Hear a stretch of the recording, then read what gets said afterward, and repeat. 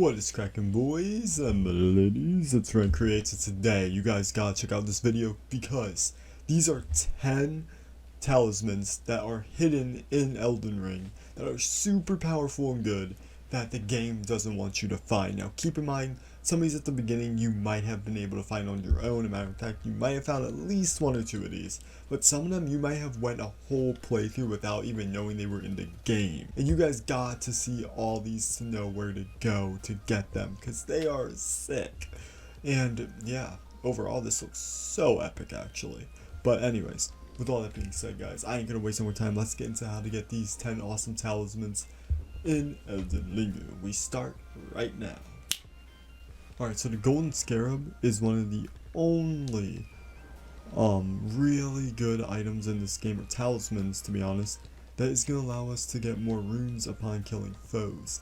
Thankfully, if you guys make your way from the smoldering wall to the west, you guys will actually end up having to do a jump that will land us there. Now, unfortunately for me, I'm getting caught off by doggo dinos.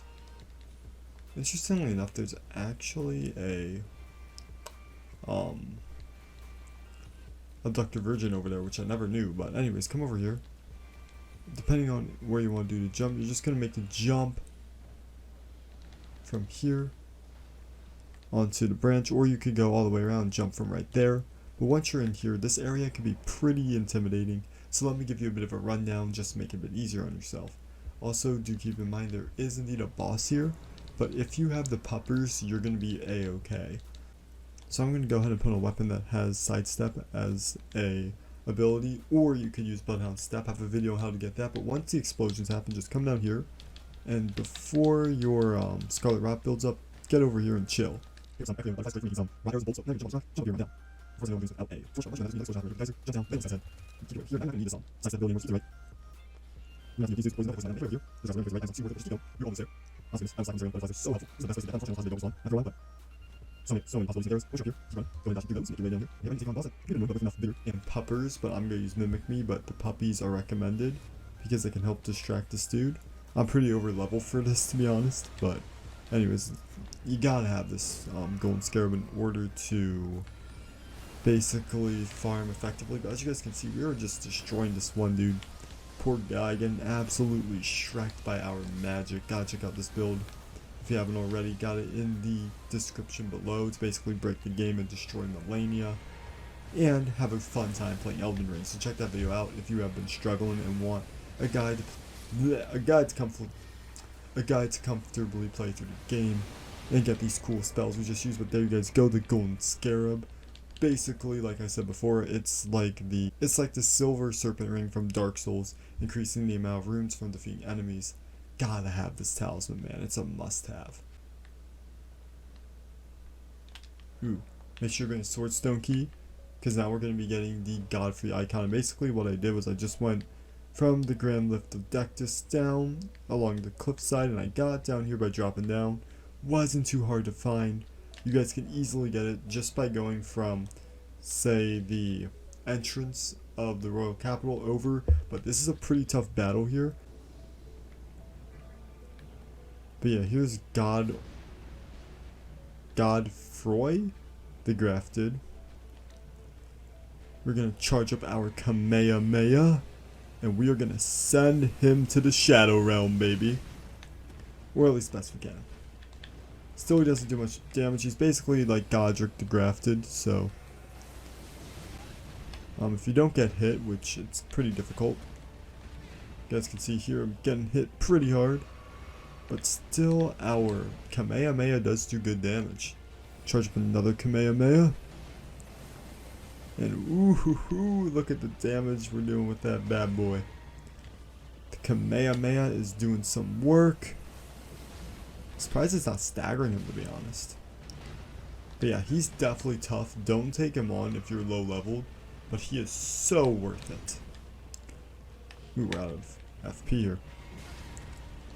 No biggie.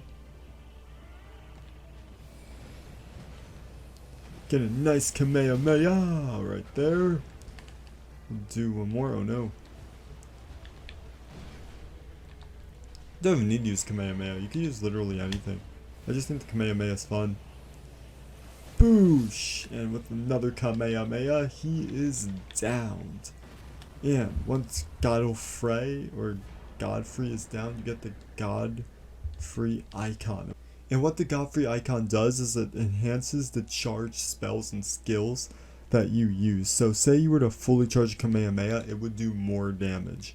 So absolutely excellent to have. Like I said before, go down from the Atlas Highway Junction, make your way down to the Grand Lift of Dexus. You'll just have to quickly go down a few steps or a few ledges over along the rocks, and you'll make your way down here. Remember, you will need a sword stone key to activate the imp in order to have this boss fight, and I highly recommend having enough health to be able to tank the hits and still be able to do enough damage. So the Redigans icon is probably one of the easiest and most effective ones to use, as it allows you to shorten your casting time for spells, and this can be super helpful for a fully charged Kamehameha, aka the Common Azure or Rock Sling, or really any type of strong casting you might have.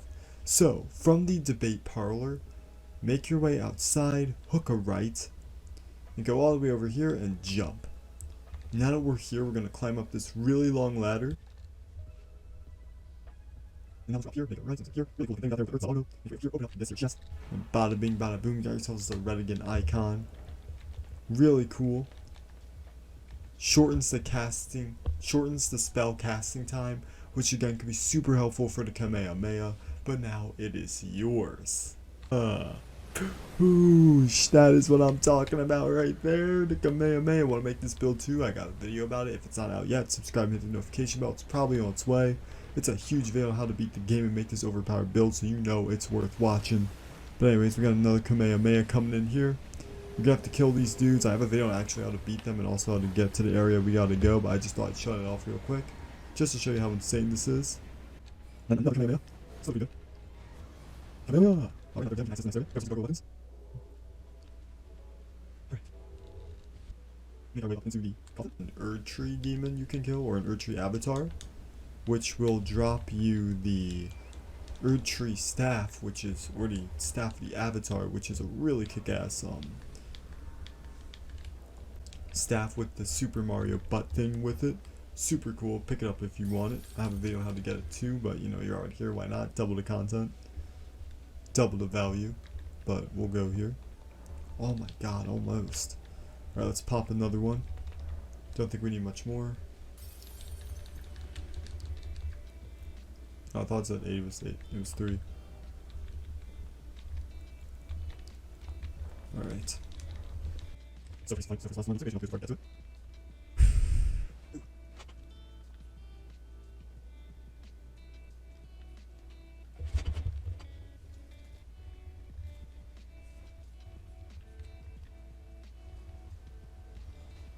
So once you're here, you can go ahead and kill the bear.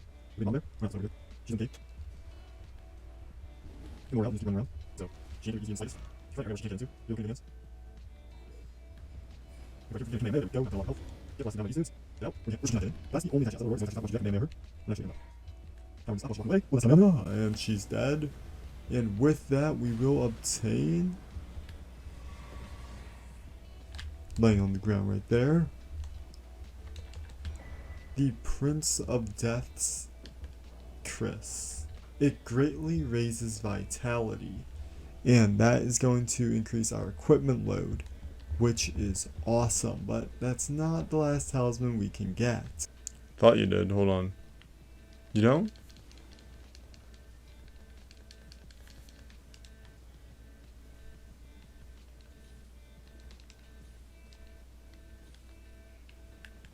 Yes, you do. If you had a source stone key, you could come here and open that up.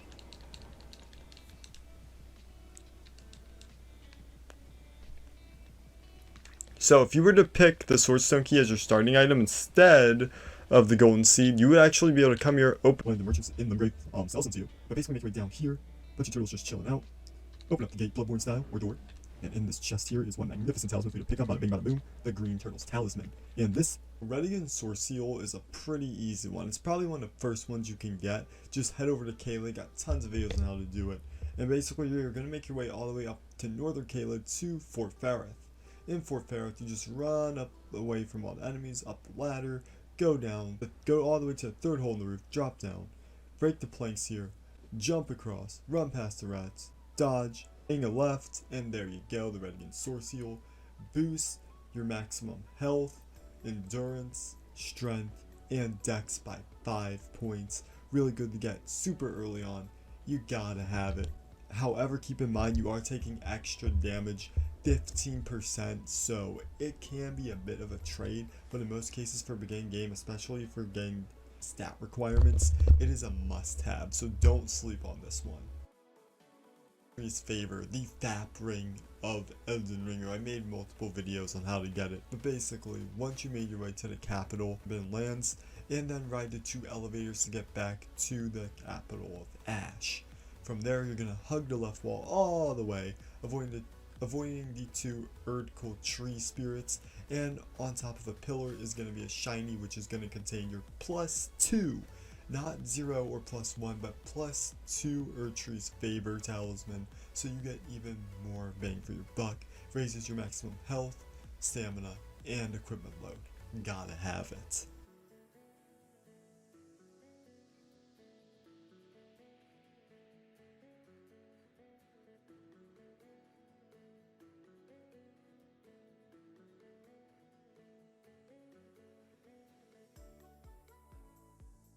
The silver scarab is another one that you can obtain from inside the haggle tree, from inside the way to the haggle tree. Basically, right from the start, you go past the Dr. Patches Jr. wannabes, you drop down from where it's all broken off on the ledge, you keep going to the left, you go and pick up your ghost glovewort, you hit the wall, you go open the chest, and she's yours. Very easy and simple, raises your item discovery, super great to have. To get our next talisman, where you're gonna have to go is to the prayer room over near the haggle tree, and the haggle tree area is an endgame area, but luckily for you guys, I have a video on how to get there. Again, check that out in the Elden Ring playlist. From this place, you drop down here, and go keep going. If you want to go, feel free to just dodge past them. Go around, make your way over here, drop down. Go around, be careful if you're not killing the tree, keep going, you're unlikely, shooting resistance, yes sir. There's me. But run all the way over here. You also have but douche. Nice, shiny. That's another +10 section activity. So you can pick that up a little extra. Shoot. You're right, a little extra concept right there. We're gonna go ahead and hit up some key in the imp. Pick up the item that I didn't pick up. And right here is Marika's Sorcillo. So like Redigans Sorcillo, you're gonna end up taking 15% extra damage, but in return, it's bringing up your mind stat, your intelligence stat, your faith stat, and your arcane stat, all by a whopping 5 points, and trust me, that takes you a long way. So combining that with, say, Redigans, you're gonna be taking 30% more damage if you decide to pair hers with Redigans. But let me tell you right now, depending on what build you're running will really depend on if this is worth it or not, since this is again raising your mind stat, your discovery stat, and your two spell stats in a way, so that is really sweet. But now, let me show you guys how to get another real race and put me for no faculty with arrows. You need these 2 social keys access to pop in there. Then go up the elevator.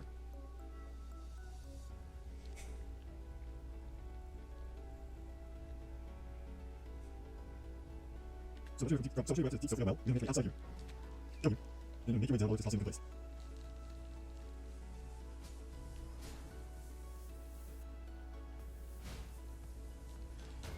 You should have now. As you come, just take a look.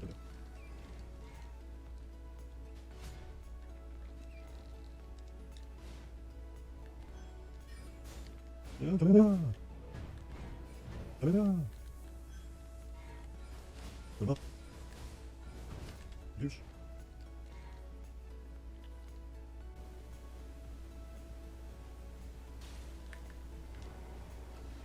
Okay, so now we're over here to Big Giant Boy.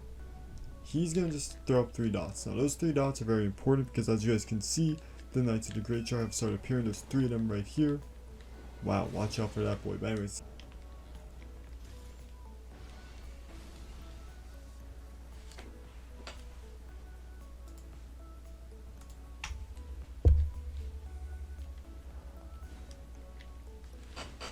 Alright, so this can get a bit difficult, but the one thing to keep in mind is that you cannot heal or go back, and you cannot die and come back here and expect whoever you've killed to stay killed. They will come back.